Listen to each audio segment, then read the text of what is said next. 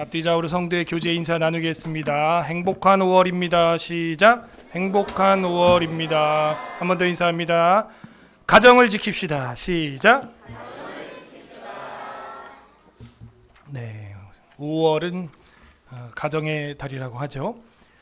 지난 주일에는 우리가 정치의 발전이라는 제목으로 하나님 말씀을 들었습니다. 한 주 동안도 교회와 사회에서 성경적 정치 참여에 동참하며 사셨는지요?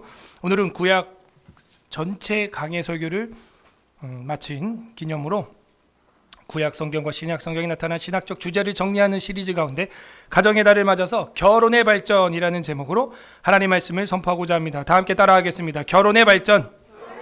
네, 5월이고 우리 첫 주는 총회에서 총회력으로 어린이 주일이라 이렇게 돼 있어요. 근데 제가 감사를 넣은 이유는 어린이들이 주일날 경배받는 날이 아니기 때문에 어린이가 감사해야 한다. 또 어린이가 있음을 감사하자. 그래서 어린이 감사 주일이고 다음 주는 이제 어버이 감사주일, 스승의 감사주일 이런 게 있는데 겹치는 바람에 우리 그냥 어버이 감사주일로 다음 주는 또 보내게 될 겁니다. 오늘도 차 엄청 막히죠. 여러분 별로 안 막힌 모양이신데 강화도 그쪽으로는 차가 엄청났습니다. 그래서 가정의 달이기 때문에 놀러 나가는 분들이 굉장히 많았어요. 그래서 참 5월은 푸르구나 그런 생각을 하게 되었습니다. 우리가 꿈꾸는 결혼 생활은 무엇입니까? 최근에 종편에 결혼하고 부부관계가 안 좋아서 이혼을 앞둔 사람들이 나오는 그런 프로그램들이 굉장히 많아졌고 이번 주에 한 가정이 너무 극단적인 다툼, 부부 싸움, 위협 이런 게 경악스러워서 사회 뉴스에까지 나오고 굉장히 좀 이슈가 되는 일이 있었습니다. 아이 앞에서 싸우는데 말싸움은 기본이고 칼을 꺼내고 난리도 아니더라고요. 근데 그게 방송에 또 나가 또 굉장히 저는 안 좋다고 봅니다. 그 특수 케이스지 그 일반적인 케이스가 아니거든요. 아버지는 고함을 치고 아내 되는 분은 남편을 계속 괴롭히고 이 가정의 달 나가야 될 방송이 저는 아니라고 생각해요. 대부분 가정이 그런 게 아니거든요. 사회가 놀라고 아이들이 놀라고 경악스러운 일들이 생깁니다. 왜 그런가 이렇게 보고 또 다른 것들을 제가 좀 찾아보면은 거기 프로그램에 나오는 분들이 다 그래. 다 그런데 그 상담에서 이제 결론부로 이제 치료 방법으로 가다 보면은 그 옛날에 그 자기 자아에 대한 상기를 시키거든요. 어린 시절이 어땠습니까? 하는 거. 이렇게 꼭 나와요. 그 심리 상담 식으로. 그걸 보게 되면은 전부 자기 엄마 아빠로부터 받은 상처가 다 있는 거예요. 그래서 10 중에 8, 9는 다 그게 유전입니다. 통상적인 통계로. 우리 아이가 달라졌어요. 그런 프로그램 옛날에 봤어요? 그 아이가 말썽꾸러기고 뒤집어지고 이러죠. 그럼 그 아이 문제예요? 그 프로그램 결론으로 가면은 그 오은영 박사님이 그 아이 문제라 그래요? 그 애를 때려 잡아야 된다 그래요? 누구 문제로 나와요? 그게 결국 그겁니다. 통상적인 얘기를 하는 거예요. 10중 8구는 유전이에요, 여러분. 그래서 여러분 모습을 보고 여러분 자녀의 모습을 봐야 돼요. 대한민국이 이혼율이 50%에 육박하고 있습니다. 두 쌍 중 한 쌍이 이혼해요, 여러분. 이게 마귀의 전략입니다. 이 5월의 가정의 달에 결혼의 발전.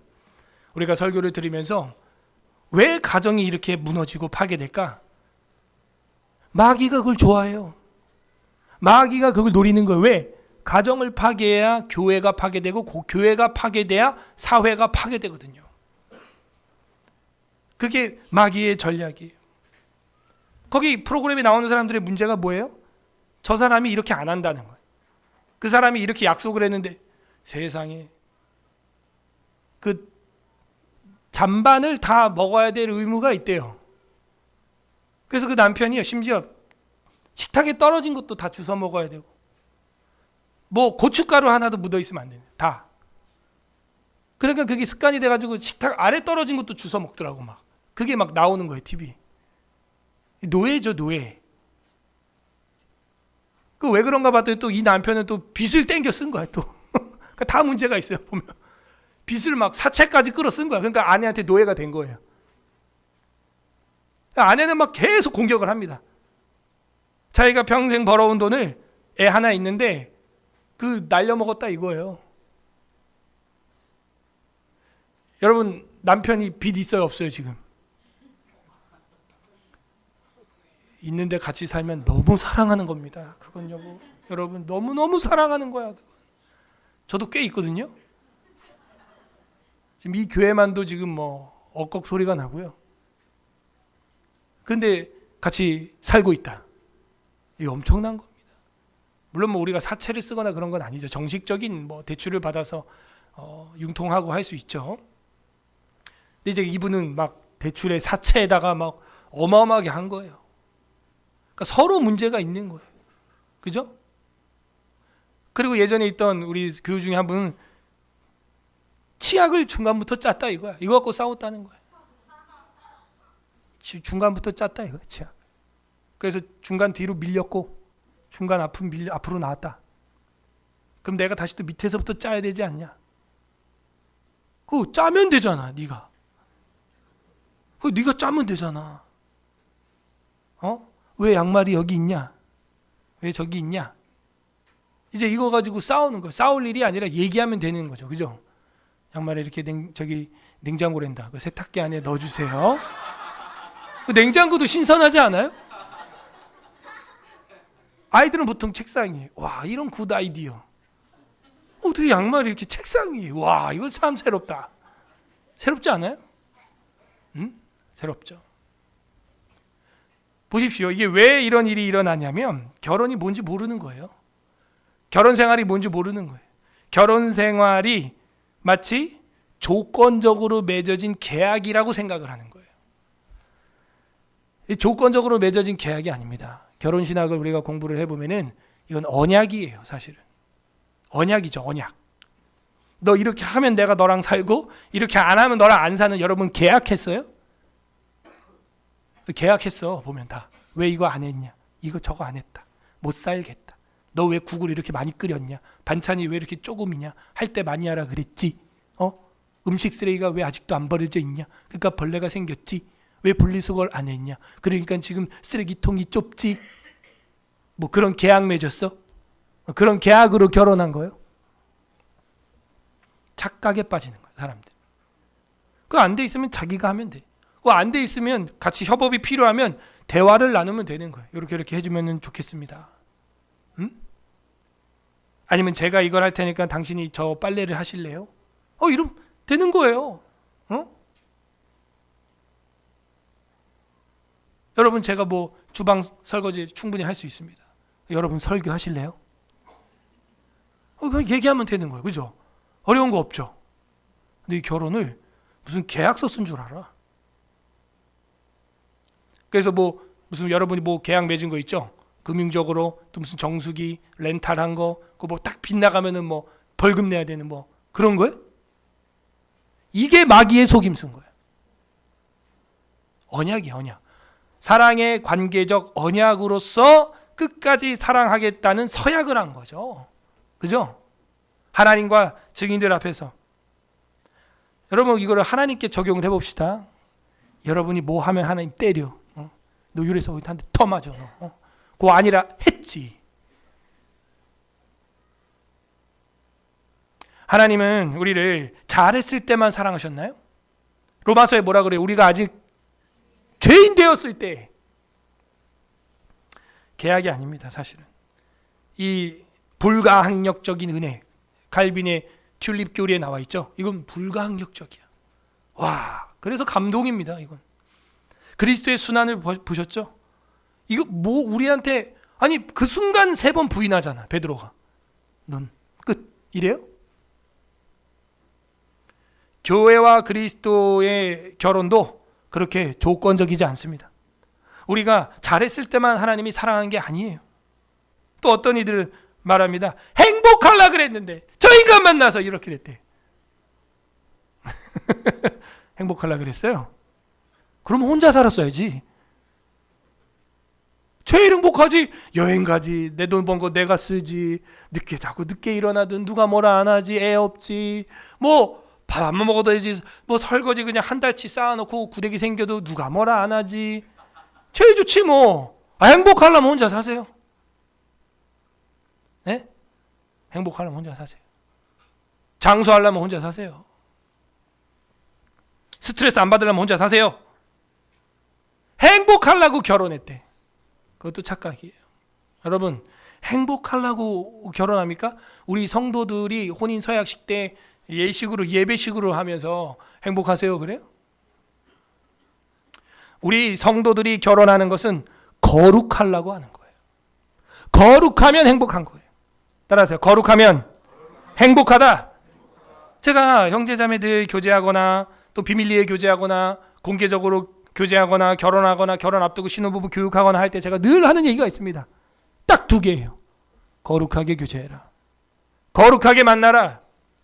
그래서 앞자만 따면 거만이야. 거만하게 만나라. 거룩한 만남. 따라하세요. 거룩한 만남. 저는 많이 요구하지 않습니다. 딱 두 개만 지키면 됩니다. 양 다리처럼. 첫 번째, 거룩하게 성경 봐라. 그리고 성경 큐티한 걸로 그 연인 간에 부부 간에 예비 신랑 신부 간에 나눔을 해라. 나눔이 없다? 거룩한 게 아니에요. 성경 안 보는 거예요. 두 번째 말합니다.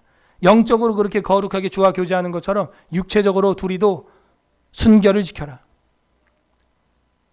성관계 갖지 마라. 분명히 얘기한다. 그래야 일찍 결혼해요. 늦게 결혼하면 반드시 문제가 있는 겁니다. 여러분, 이 두 가지만 해도요, 결혼을 빨리 한다니까요. 거룩하게 한다니까요. 자기들도 당당하다니까요. 흰 면사포 쓰고 왜 스스로 속여요? 얼룩이 면사포를 입든가 그럼. 왜 하얀 드레스 입고 속이냐 이거예요.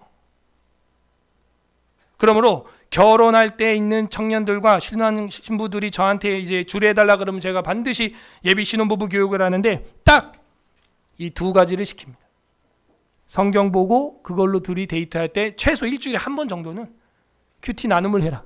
거룩한 교제. 그리고 두 번째는 성관계 하지 마라. 망조예요. 그거 하면 이제 다 무너집니다, 여러분. 정상적으로 되질 않아요. 되는 경우도 있을 수 있겠죠. 흔치 않아요.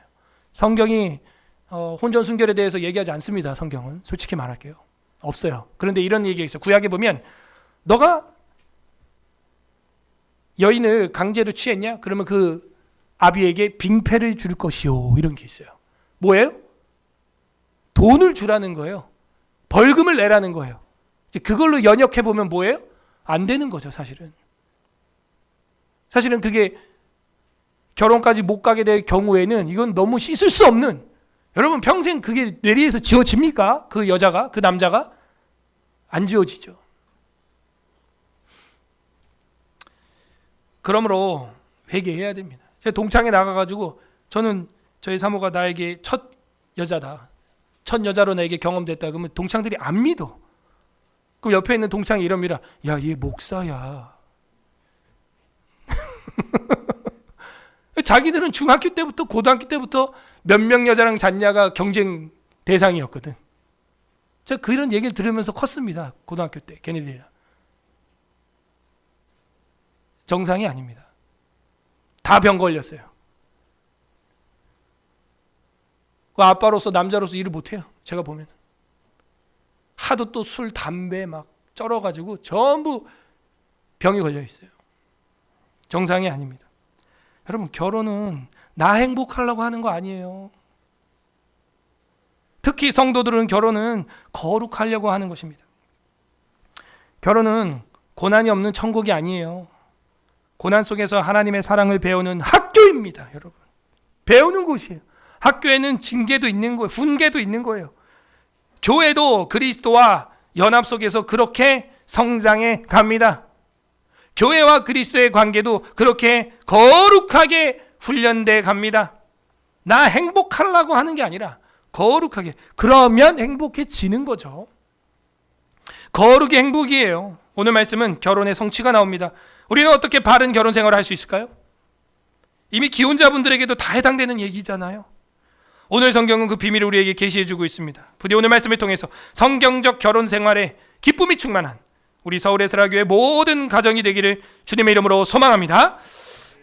언약의 발전, 성전의 발전, 예배, 선교, 고난, 부활, 정치의 발전, 이어서 오늘 결혼의 발전 살펴보고 있습니다.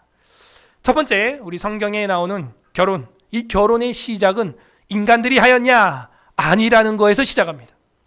여기서부터 첫 단추를 잘 깨야 돼. 이 결혼은 남자, 여자가 마치 동물들이 암컷 수컷이 좋아가지고 그냥 한 몸이 되어서 가정을 이룬 것처럼 생각하면 여러분 굉장히 진화론적이고 유물론적인 사고방식이에요. 이 결혼의 시작은 창조주가 제정해 준 줄로 믿습니다. 창조주 하나님이 제정해 줬다.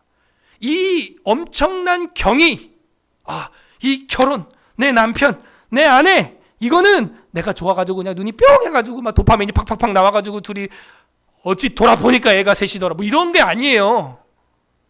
이 짐승적인 거야. 그거는 그 굉장히 유물론적이에요, 여러분. 진화론적이에요. 결혼은 창조주께서 창조 질서 안에서 언약적 연합을 이루어 준 거죠. 그게 결혼이에요. 이거는 조물주께서, 하나님께서 우리에게 제정해 주신 법이다 하는 것입니다. 너무나 잘 알고 있죠. 창세기 1장 봐야겠습니다. 1장에 보게 되면은 항상 우리가 놀랍게 보는 구절이 있죠. 27절, 28절 보게 되면 27절 보겠습니다. 창세기 1장.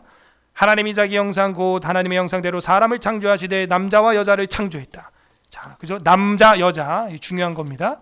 그리고 2장으로 넘어갑니다. 2장 18절 보시면 여호와 하나님이, 이게 중요한 거죠. 여호와 하나님이 하신 거라는 거예요. 이르시되 사람이 혼자 지내는 것이 좋지 아니하니. 그죠?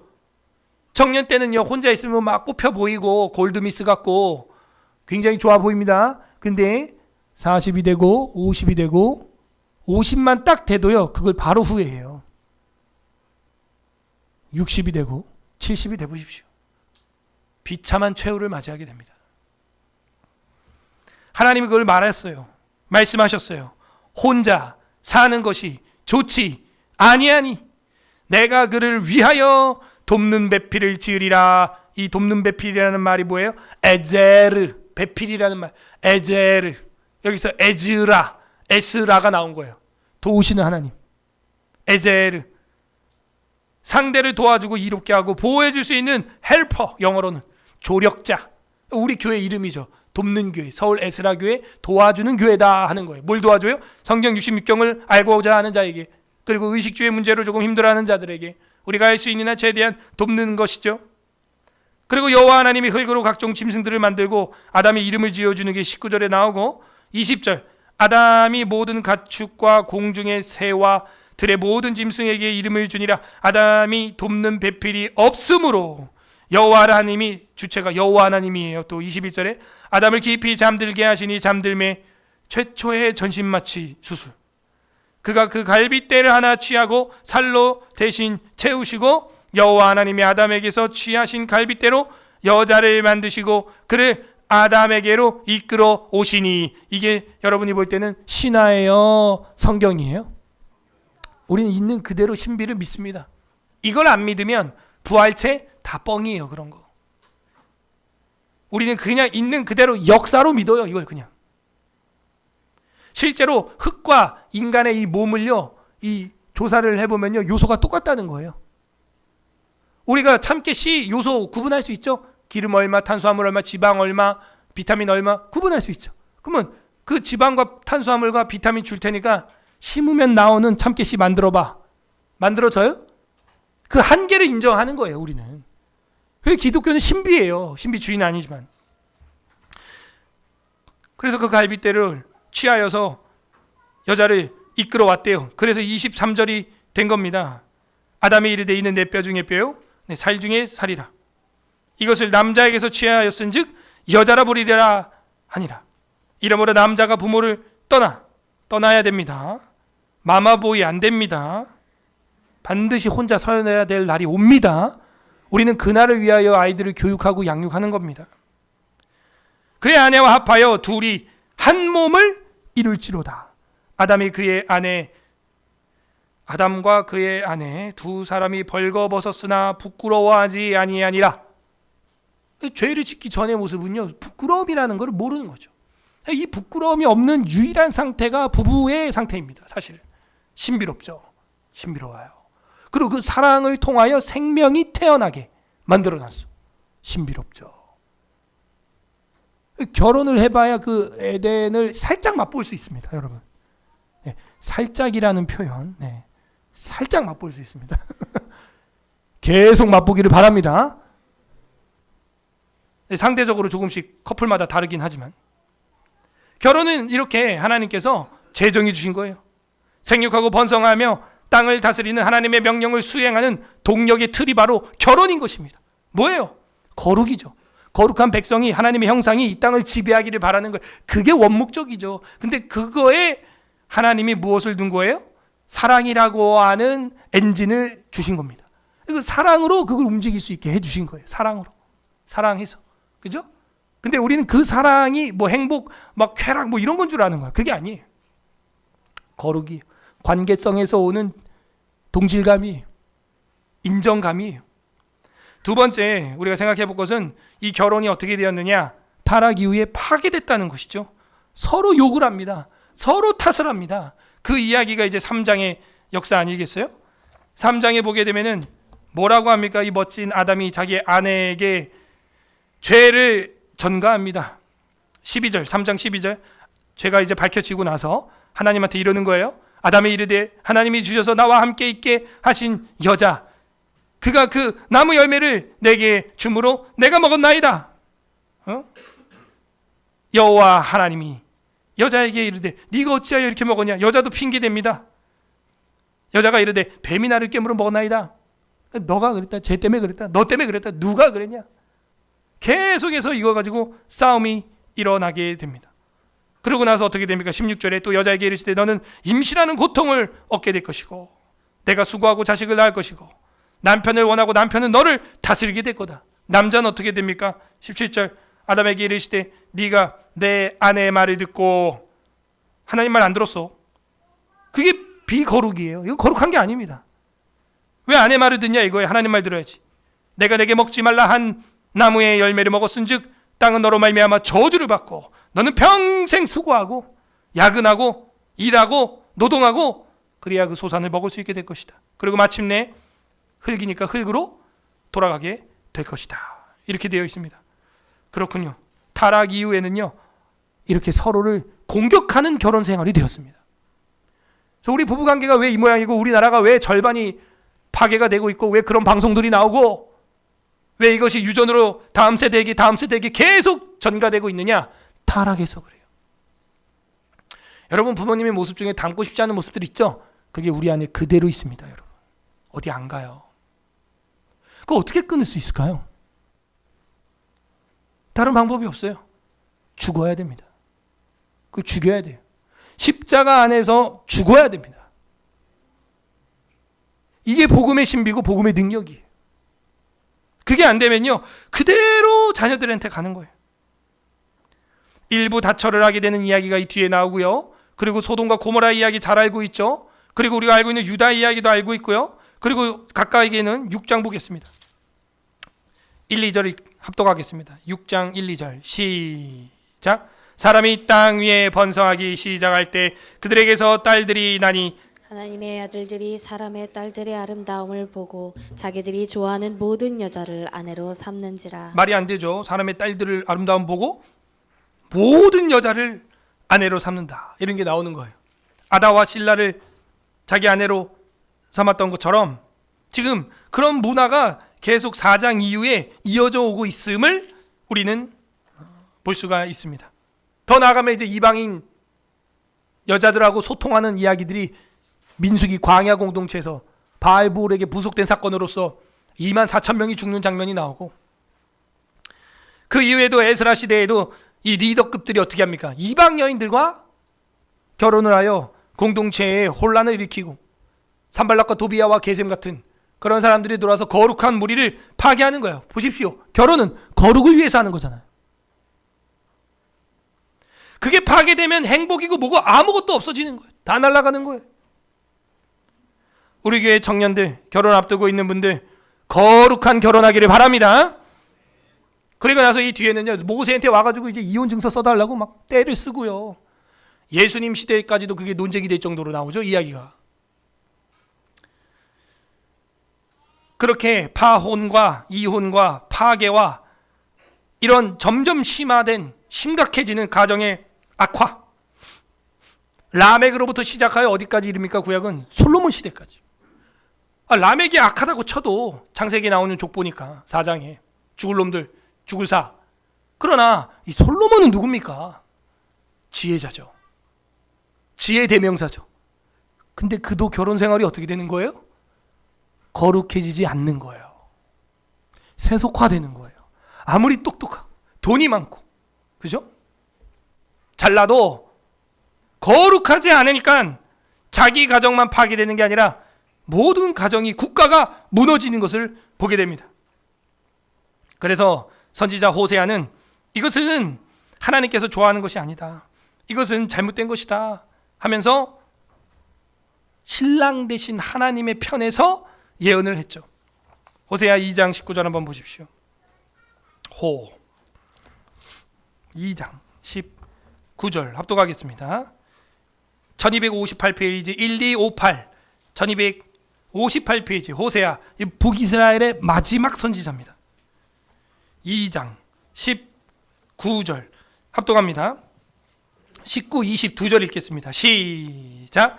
내가 내게 장가들어 영원히 살되 공의와 정의와 은총과 긍휼이 여김으로 내가 장가들며 진실함으로 내게 장가들리니 네가 여호와를 알리라. 하나님을 이루고 싶었던 거예요.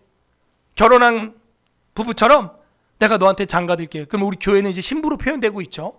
저도 남자입니다. 남자인데 이 의미적으로, 비유적으로 다 우리는 신부인 거예요. 신부. 자, 초등학교 때 교회 가면 자꾸 우리를 신부라 그러니까 난 남자인데 속으로 자꾸 이런 생각이 드는 거예요. 남학생들 오해하지 마시고, 남자 알아, 너넨 장가 갈 거야, 신부 아니야, 신랑 될 거야. 그런데 영적으로, 비유로 드는데 다 우리는 영적인 신부라는 것이죠. 그래서 주님이 난 너에게 장가 들고 진실함으로 장가 들 거야 두 번이나 이야기하잖아요. 그러므로 이 결혼재정법은 단순히 남녀의 행복과 어떤 희락을 위해서 주님이 준 정도가 아니고 하나님을 깨닫게 하는 방식으로 준 거예요. 하나님을 깨닫게 하는 장치로 우리 인류에게 준 거예요. 이건 천사도 안 하는 거예요. 천사 때는 시집가고 장가가고 아이 낳고 해요, 안 해요? 안 한다 그랬어요. 인간만 누릴 수 있는 겁니다. 이거 하나님도 못해, 예수님도 못하는 거야, 심지어. 그죠? 우리만 할 수 있는 거야. 그 평생 한 번 할 수 있는 겁니다. 그러나 이제 예수님 이런 거 있죠. 태어날 때부터 독신주의자인 사람도 있다. 그 은사인 사람도 있고, 나중에 후천적으로 된 독신주의자도 있고, 뭐 사명을 위해서 스스로 된 사람도 있다. 뭐 그런 거 예외적으로 있을 수 있죠. 선교를 하거나 하나님 일을 하거나 그럴 때.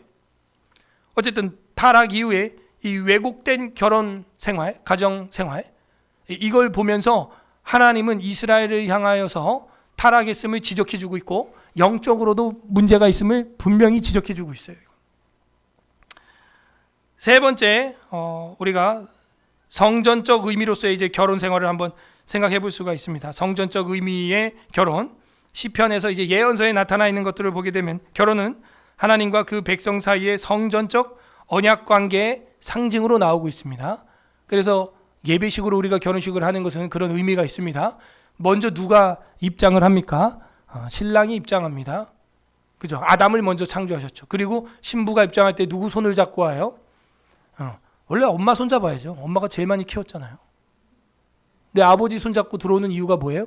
그죠? 성부 아버지를 대표해서 아담에게로 이끌어오는, 하와를 갈비뼈로 만들어서 이끌어오는 그 장면.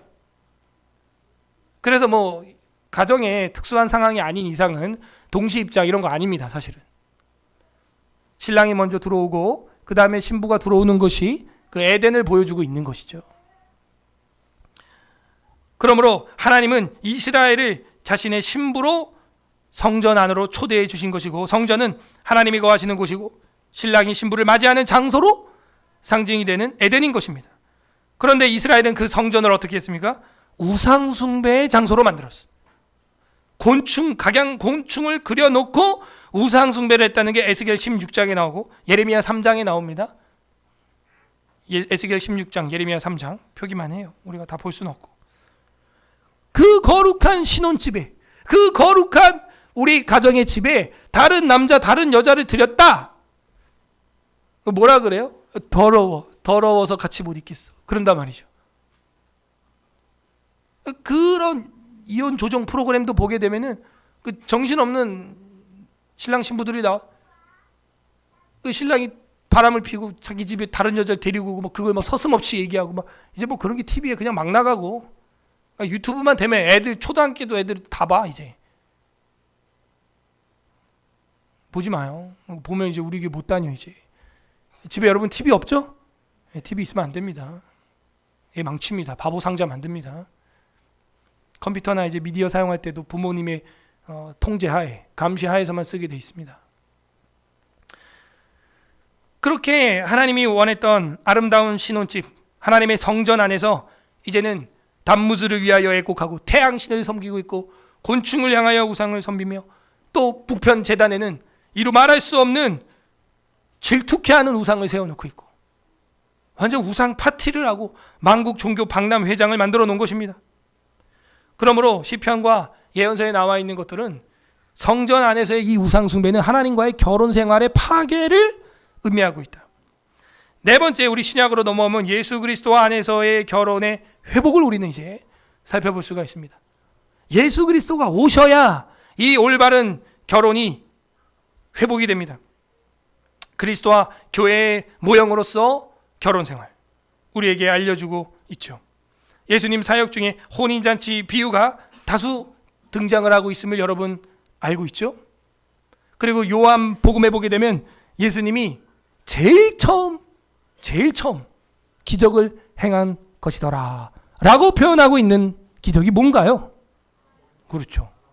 가나 혼인잔치에서 물을 포도주로 만들었죠. 이게 제일 처음 예수님이 행한 기적이라고 예수님이 제일 사랑하는 사도 요한이 기록하고 있습니다. 물이 포도주가 된 사건. 이 뭘 의미하고 있는 거예요? 물은 뭐냐면은 유대인들이 정결 예식에 사용하는 6개의 그 항아리였는데 그 손 씻고 뭐 이렇게 하는 거예요. 근데 보세요. 손 씻으면 깨끗해져요? 그게 아니라는 거예요. 이제는 손 씻어서 깨끗해지는 시대가 아니라 그 물을 유대인들의 그 구약의 율법을 상징하는 그 정결의 물을 예수님 뭐로 만들었다고요?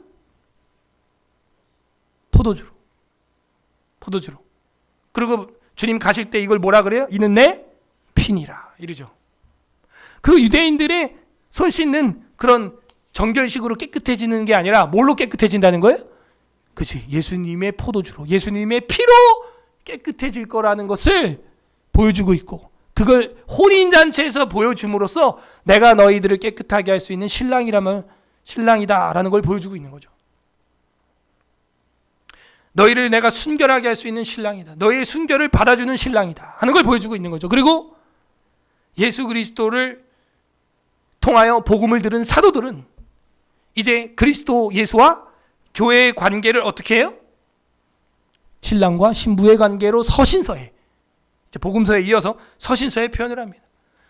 요한복음 말고도 마태복음 22장, 25장 이런 데 보면요, 혼인잔치 이야기가 많이 나와요. 그 혼인잔치에 들어갈 때는 또 뭘 입고 들어가야 된대요?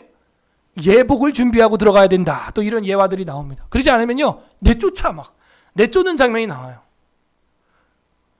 그 예복이 뭘 의미하는 것 같아요? 믿음이죠. 예수님이 자신이 신랑이고 백성들은 신부임을 뭐 여러 곳에서, 또 마태복음 9장에도 나와 있고요, 여러 곳에서 이야기합니다. 주님께서 이제는 결혼의 주인공임을 가나 혼인잔치에서 우리에게 보여주셨고, 자신이 우리의 신랑됨을 복음서 곳곳에서 예화를 통하여서 설교를 해 주셨습니다. 다섯 번째로 그리스도와 교회의 신비로서의 결혼을 우리가 생각할 수가 있습니다. 그래서 이 결혼의 발전이라고 하는 건 성취라 그랬어요. 성취. 결국에는 그리스도 안에서 성취된 이 결혼 신학이 교회에 이양되었고, 이제는 이 교회를 통하여, 복음을 통하여 선포되게 되어 있습니다. 결혼은 복음의 그림자입니다. 바울은 남편과 아내의 관계를 그리스도와 교회의 관계로 연결함으로써 결혼은 단지 사회적 제도가 아니라 복음의 신비를 체험하는 실천 신학임을 강조하고 있어요. 결혼은 단순히 그냥 다 하니까 너도 나이 먹었으니까 해라가 아니에요. 신학을 할 수 있는 영적 제도라는 거죠. 신학을 할 수 있는 영적 제도가 결혼인데, 야 너도 나이 들었으니까 가. 이게 무슨 뭐 땡처리 하는 거야? 이게 뭐 재고 쌓여서 뭐 땡처리 하냐고. 그런 식으로 결혼을 종용하면 안 돼요, 부모들이. 이 기독교 부모들, 권사님, 장로님들도 그래요. 노총각 노처녀 된 자기 자녀 아들 딸, 야 너도 찼으니까 가라. 아니 찼으니까 가라가 아니고 너가 결혼을 해봐야 하나님을 만날 수 있다. 이거는 하나님이 제정하신 영적인 제도이다. 복음의 신비를 경험하고 싶으면 너 결혼을 해봐라. 이렇게 가르쳐 주시길 바랍니다. 우리가 그렇게 안 배웠죠. 그렇게 못 배웠고요. 저도 저희 아버지만 해도 그랬어요. 야 결혼하지 마, 골 때려. 저희 아버지 그랬어요. 하지 마. 초등학교 때부터 거의 세뇌야. 야 결혼하지 마. 힘들어. 자기가 힘드니까. 그런데 저는 악착같이 결혼해서 형보다 더 빨리 했어요. 네. 왜? 신학은 사랑이다. 사랑하기다. 하나님은 사랑이시라. 인간은 하나님 형상이라. 그러므로 인간도 사랑이라. 그런데 내가 사랑을 안 해보고 어찌 신학을 할 수 있고 하나님을 알겠는가? 여러분도 복음의 신비와 하나님의 사랑을 깨닫는 의미에서 영적 제도로서 결혼 생활 이어가시기를 바랍니다. 그리고 우리 아이들에게도 너 나이 들었으니까 가라. 그게 아니고 복음의 신비와 하나님의 영적 제도를 경험하길 원하냐? 그럼 결혼해라. 행복하려고 하지 말고 더 거룩해지고 싶냐? 결혼해라. 그리고 너의 영적 상황을 정말 냉철하게 진단해보고 싶냐? 그럼 결혼해라. 그럼 네가 얼마나 악한 인간인지 알게 될 것이다. 응? 그 드러나거든요. 와, 다 드러나요. 어떤 분이 그럽니다. 나 결혼 전에는 내가 엄청 착한 줄 알았는데 결혼하고 나서 결혼하기 전까지 30-40년 동안 냈던 화를 1년 만에 다 냈대요. 우리의 본질이 나와요, 여러분. 그동안은 혼자 있으니까 혼자 생활하는데 뭐 싸울 일이 뭐가 있어요? 집에 오는데 뭐 아무것도 없는데 뭐 벽하고 싸워? 뭐 하고 싸워? 자기의 인격이 공동체 안에서 드러나는 거예요, 여러분. 내 영적 상황이 무리 안에서 드러나는 거예요. 그전에는 그냥 가라앉아 있었죠. 근데 이제 누군가 막대기로 그 물컵을 확 휘저으면 그 진흙탕 먼지 그냥 와 다 일어나는 겁니다, 여러분. 그게 가정과 교회와 사회에서 그게 다 증명이 됩니다. 증명이 돼요. 왜? 내가 안 죽은 거예요, 아직. 내가 죽어야 누가 건드려도 움직이지 않죠. 죽은 사람은 말이 없어요. 그러므로 이 비밀이 크도다. 내가 그리스도와 교회에 대하여 말하노라. 오늘 본문 5장 32절, 에베소서 5장 32절. 이 비밀이 크다요. 비밀이에요, 비밀. 알 수 없어. 그리고 또 자녀를 낳아보십시오. 내가 얼마나 악한 인간인지 또 알게 됩니다. 지난주 우리 신혼부부 나와서 기도 제목 냈죠. 처음에 태어나면 내 아이 같지 않다니까요. 그런데 하나님 이 아이를 잘 키울 수 있게 해달라고 기도하고, 뭐 어떤 사람은 막 잠을 못 자니까 막 애한테 막 화를 내고 막. 내가 얼마나 악한지 아이를 낳아 보면은 또 알게 돼요. 내 인내심의 한계점을 찍게 됩니다. 이 비밀이 크도다. 아, 주님이 날 이렇게 받아주셨구나. 이런 나를 우리 엄마 아빠가 나도 이렇게 키웠겠구나. 깨닫는 거예요. 그러므로 그리스도와 교회의 신비로서의 결혼을 우리는 서신서를 통하여 이렇게 살펴볼 수가 있습니다. 여섯 번째로 신약 교회에서는 신자와 성화의 공동체 안에서의 결혼 생활을 말해주고 있습니다. 신자와 성화의 공동체로서 결혼. 교회에 생활하고 있는 저랑 여러분에게 직결된 이야기죠. 결혼은 거룩함을 위한 삶의 터전이다. 신자의 성화의 공동체로서의 결혼. 작은 공동체죠. 신랑 신부 딱 2명. 그리고 이제 자녀들이 태어나는 거고 양가 어르신들이 있는 거고 그런 것이죠.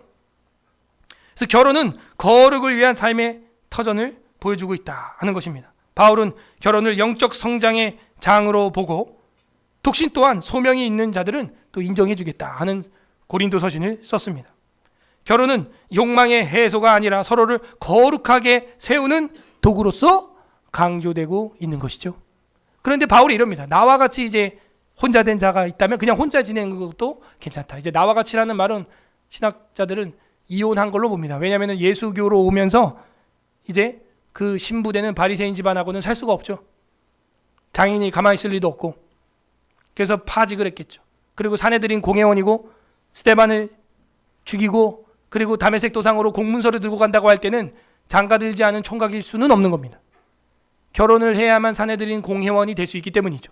우리 총회에서도 목사가 되려면 무조건 다 결혼하게 되어 있습니다. 결혼 안 하면은 목사 안 주고 혹 안 한 사람이 있다면 결혼하는 거 조건부로 해서 주는 경우지 그냥 주지 않습니다. 절대로. 로마 카톨릭은 오히려 반대죠. 결혼 못하게 하고 있죠. 반대입니다. 오히려. 베드로도 결혼했습니다. 바울도 마찬가지고요. 근데 바울은 이제 헤어진 걸로 보는 거예요. 왜냐하면 고린도 전서 7장에 보게 되면요. 믿지 않은 자가 너와 갈리려고 하냐? 그러면 이혼해라. 이렇게 돼 있어요. 놀랬죠? 여러분 우리 웨스트민스터 신앙고백서 결혼과 이혼이라고 하는 교리에 보게 되면요. 이렇게 돼 있어요. 너네 둘 다 믿지 않다가 나중에 믿을 수 있죠. 신부가 아내가 먼저 교회를 뭐 나이가 한 50이 돼가지고 처음 나왔는데 너무 좋아. 그리고 교회에서 회심했어. 근데 이제 믿지 않은 시절에 결혼했던 남편이랑 이제 안 맞아. 그리고 그 남편이 너 교회 나가면 나 너랑 못 살아. 헤어져. 이러면요 헤어지래요. 헤어지래. 그 성경 가르침이에요. 그런데 그 불신자가 너랑 살기를 원하느냐? 그러면 같이 살으래. 그냥. 혹시 아니야. 그 불신자 아내가 남편이 너로 말미암아 구원받을지? 이렇게 돼 있어요. 뭘 보여주고 있습니까? 거룩한 공동체로서 가정을 이루어가는 것은 인정해 준다 하는 겁니다. 그러므로 거룩은 욕망 해소하기 위한 그 욕망의 장소가 아닙니다. 서로를 거룩하게 성화시키고 세워주며 기도해 줄 수 있는 그런 도구로서 강조될 수 있는 곳이죠. 그래서 남편과 아내는 서로 순종하고 헌신하며 서로의 경건의 시간을 보장해주고 존중해주며 하나님 앞에서 그리스도의 형상을 닮아가는 것 중요한 것입니다. 저도 때로는 사모가 이제 기도원 가고 싶다고 그러면 혼자 그냥 거기서 던져놓고 그냥 도망옵니다. 제가 저 산골짜기에 버리고 와요. 5명의 아이들을 데리고 제가 사라지고 필요하죠. 그게 서로의 경건과 신앙을 위해서 이따금씩 필요하다고 저는 생각을 합니다. 성경에도 말하죠. 너희가 기도할 틈을 얻기 위하여 잠시 분방할 수 있다. 그러나 이제 빨리 합쳐라. 이는 마귀로 하여금 틈타지 못하게 하람이라. 서로의 경건의 시간을 좀 보장해 줘야 돼. 사실은 너무 바쁘잖아. 그죠? 신자의 성화적 공동체로서의 결혼 생활이라는 걸 잊지 마시고 서로의 신앙을 소비하고 갉아먹는 데만 쓰지 마시고 오히려 반대로 충전해 주는 일에 더 신앙을 성화시키는 일에 신랑 신부가 서로에게 배려해 주는 우리 서울의 설화교회 되기를 바랍니다. 그것도 있어야 되는 거예요. 사실은 점검을 해보세요. 그리고 나서 오면은 이제 만나서 또 영적인 교제를 나누고 나 이렇게 말씀 배웠는데 요즘 내가 첫째한테 둘째한테 참 이렇게 못하고 있는 것 같고 당신한테도 솔직히 미안한 마음이 들었다. 또 그렇게 얘기하면 신랑은 거봐! 하나님이 딱 그렇게 깨닫게 하잖아. 그렇게 말하지 말고 아니야 여보 내가 부족해서 그랬지. 이게 또 맞는 거야. 여기 봐라 성경 봐라 이거 네 얘기한다. 네 얘기한다. 여기 봐라 이거 네 얘기한다. 오늘 네 얘기하더라. 강단에서 오늘 강단에서 네 얘기하더라. 네 얘기야. 그러지 마. 너무 유치해. 그러지 마. 오 들었어 오늘 목사님 설교? 딱 이른다. 딱 이래야지. 따라서 딱 내 얘기네. 그렇게 돼야 돼요. 그 결혼을 자기 욕망 해소로 사용하면 안 된다니까요. 마지막으로 종말론적 성취로서의 결혼에 대해서 살펴보겠습니다. 7번째, 종말론적 성취로서의 결혼을 보게 되면 이게요, 어린 양의 혼인잔치로 끝난다니까요. 예수님의 첫 번째 기적인 가나 혼인잔치로 시작을 하여 사역하셨던 예수님이 마지막 요한계시록 19장에 보게 되면은 어린 양의 혼인잔치로 우리를 맞이해 준다는 거예요. 와! 그래서 종말론적 성취로서의 결혼, 이 날을 바라보면서 여러분 신랑 신부는, 여러분 가정은, 또 우리 어린이 감사주일인데 어린이들은 엄마 아빠 사랑하죠? 예. 그렇게 엄마 아빠 없으면 맨날 울고 막 하잖아. 엄마 아빠 보고 싶고 막 안고 싶고 하잖아. 그런 것처럼 마지막 종말론적으로 주님을 바라보는 신앙, 그걸 가져야 됩니다. 궁극적으로 결혼은 교회와 어린 양의 완전한 하나됨, 완전한 연합을 부부관계를 통해서 결혼해서 우리로 하여금 예표하게 한 거죠. 결혼 생활을 하셔서 여러분이 깨닫는 거, 우리가 이렇게 부끄러움 없이 하나 되는 것처럼 마지막에는 어린 양 혼인잔치에서 주님을 만나겠구나.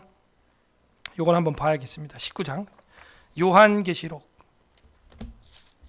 19장 6절 419페이지 419 페이지 마지막 성경책 요한계시록 19장 6절 7절 8절 3절 우리 합독하겠습니다. 시작. 또 내가 들으니 허다한 무리의 음성과도 같고 많은 물소리와도 같고 큰 우리의 소리와도 같은 소리로 이르되 할렐루야, 주 우리 하나님 곧 전능하신 이가 통치하시도다. 우리가 즐거워하고 크게 기뻐하며 그에게 영광을 돌리세. 어린 양의 혼인 기약이 이르렀고 그의 아내가 자신을 준비하였으므로 그에게 빛나고 깨끗한 세마포 옷을 입도록 허락하셨으니 이 세마포 옷은 성도들의 옳은 행실이로다 하더라. 아멘. 그러니까 신부가 왜 새하얀 그 긴 면사포를 쓰고 드레스를 입는지 알겠죠? 완전 신학적인 거예요. 완전 신학적인 거예요. 7절에 보게 되면은 우리가 즐거워하고 크게 기뻐하며 그에게 영광을 돌리세. 어린 양의 혼인 기약이 이르렀고 그의 아내가 자신을 준비하였으므로 그에게 빛나고 깨끗한 세마포 옷을 입도록 허락하셨으니 이 세마포 옷은 뭐래요? 성도들의 옳은 행실이로다 하더라. 아멘. 이거예요. 그래서 영적으로 우리가 궁극적으로 마지막 영구적으로 영속적으로 들어가야 될 결혼 생활은 그리스도와의 하나됨, 연합됨, 바로 천국으로 가는 것. 그러므로 그 날을 우리는 뭐 하는 거예요? 준비하는 거예요. 그러면 온전한 신앙인이 됩니다. 여러분 다음 주가 여러분 결혼식이라고 생각을 해봐요. 그러면 신랑 신부가 자기 몸을 관리를 어떻게 해요? 깨끗하게 하죠. 건강하게 만들고 막 또 막 다이어트 한다고 막 또 지방 안 먹는다고 또 뭐 청첩장 모임 가서 치킨 안 먹는다 그러고 앉아 있고 막 그러죠. 조금이라도 더 맵시 있게 옷을 입기 위해서 자기 몸을 단련할 뿐만이 아니고 그 사이에 다른 여자 다른 남자 만나요 안 만나요? 그러면 이거 진짜 정신이 온전치 않은 거죠. 결혼 일주일 앞두고 다른 여자 남자 만나서 바람이 난다, 간음을 행한다, 그 말이 안 되는 거잖아요. 더 자기를 깨끗하게 하고 거룩하게 하고 한단 말이죠. 마찬가지로 마지막에 신랑 되신 예수 그리스도를 만나야 되는 저랑 여러분은 오늘 서울 에스라교에서 신앙생활 어떻게 해요? 깨끗하게 하는 거예요. 더 가꾸는 거예요.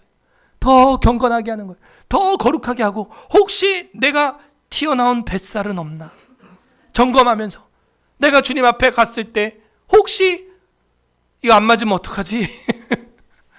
뭐예요? 성도의 옳은 행실, 깨끗한 세마포 옷, 이걸 보여주고 있는 겁니다. 종말론적 성취로서의 결혼은 결국에는 어린 양의 혼인잔치의 구속사적 결혼의 완성으로 성취가 되고 새 예루살렘은 신부처럼 단장하여 하나님의 백성처럼 화려하게 또 내려오니 우리의 결혼식장이 됩니다. 21장 2절.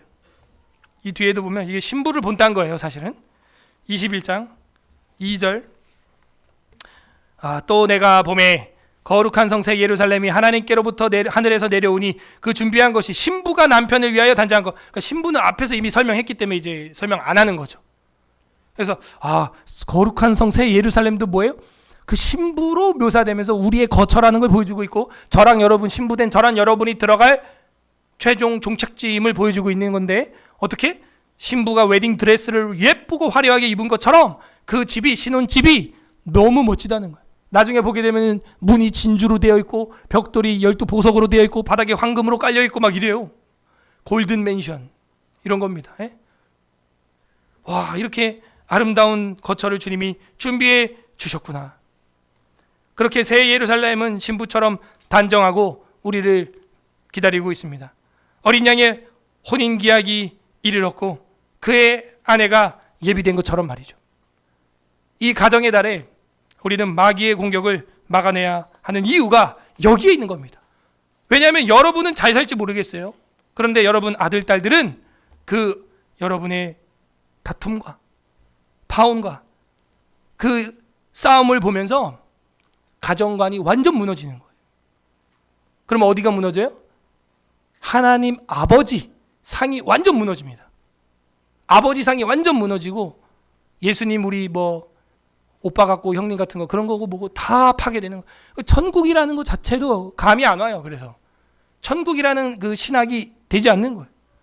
그래서 일부 어떤 청년들이 결혼을 안 하고 혼자 살게 되는 이유를 종종 제가 들어보면 그 부모님들의 불화가 엄청 큽니다. 건강한 부모님의 모습을 못 보고 커서 자기도 결혼을 할 자신이 없는 거예요. 결혼은 단지 남자와 여자가 함께 살아가게 되는 제도가 아닙니다. 정리하겠습니다. 결혼은 창세전부터 계획된 하나님의 구속 언약의 모형이며 그리스도와 교회 사이의 신비한 연합을 가시적으로 보여주는 복음의 그림자였습니다.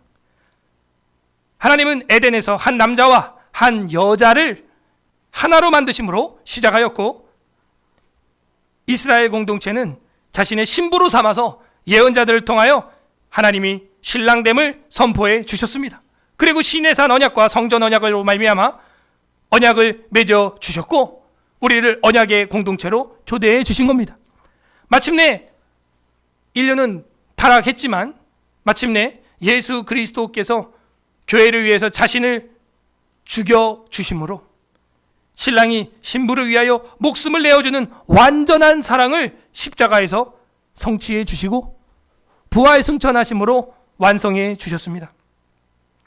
그리고 장차 저와 여러분에게는 새하늘과 새 땅에서 어린 양의 혼인잔치에 참여할 수 있도록 그 복음의 길을 열어주셨습니다.